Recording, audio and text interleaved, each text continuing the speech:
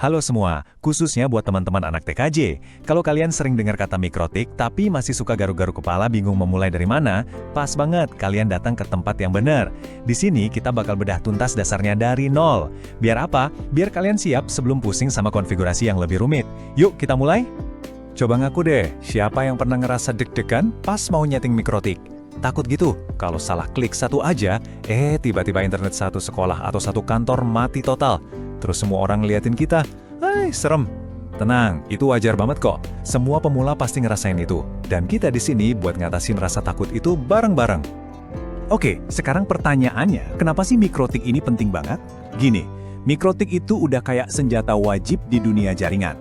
Mau itu buat praktikum di sekolah, di dunia kerja nanti, bahkan jadi materi utama di ujian kompetensi kejuruan atau UKK. Jadi ini bukan sekedar nama yang lewat di telinga aja.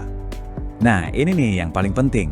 Kalau kamu anak TKJ, kamu itu wajib paham cara kerja mikrotik. Bukan cuma sekedar, saya tahu nama itu. Karena kalau kamu benar-benar menguasai ini, wah ini bakal jadi modal gede banget buat karir kamu di bidang jaringan ke depannya, percaya deh. Jadi, dari tadi kita ngomongin mikrotik.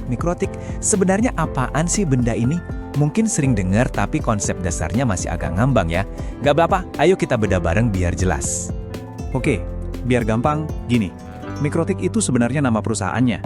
Produk utamanya itu sistem operasi yang namanya router OS. Anggap aja kayak Windows atau Android, tapi ini khusus buat ngatur jaringan. Nah, si router OS ini bisa kita install di komputer biasa, atau biasanya sih udah terpasang langsung di perangkat keras buatan mereka, yang namanya router board.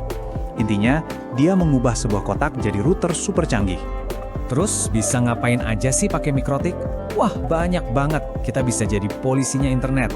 Mau atur siapa aja yang boleh online? Bisa. Mau bagi-bagi kecepatan internet biar adil dan gak ada yang rebutan? Gampang. Mau atur alamat IP, bikin daftar pengguna, sampai bangun benteng keamanan jaringan, semuanya bisa kita lakuin dari sini. Ini tuh pusat kendali jaringan kita. Nah, sekarang kita kenalan sama senjata utama kita buat ngoprek mikrotik, terutama buat pemula. Namanya Winbox. Kalau router OS itu otaknya, Winbox ini adalah cara kita ngobrol sama si otak itu dengan mudah. Simpelnya gini, Winbox itu aplikasi kecil yang bikin kita bisa nyeting mikrotik pakai tampilan grafis.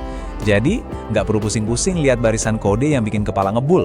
Semuanya tinggal klik menu, isi kolom, tekan tombol. Jauh lebih gampang buat kita yang baru mulai kan? Lewat Winbox ini, kita bisa ngatur hampir semua hal-hal krusial.